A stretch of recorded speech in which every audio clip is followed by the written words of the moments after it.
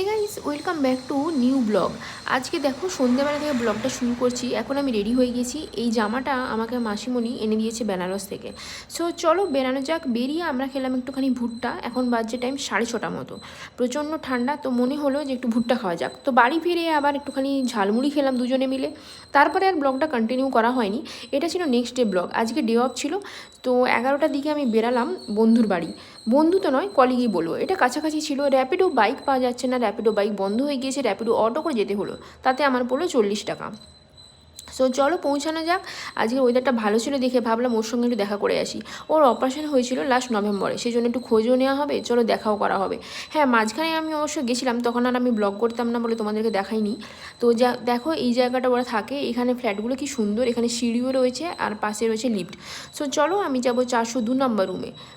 তো ওয়েট করছি লিফটের জন্য। আর ওর জন্য আমি নিয়েছি কিছু লেবু। ও যেহেতু আমাদের ওখানকার, মানে ওর বাড়ি বিহারে, তো আমি জানি ও টক খেতে ভালোবাসে, তাই জন্য ওর জন্য কিছু বাড়ি থেকে আনা লেবু নিয়েছিলাম।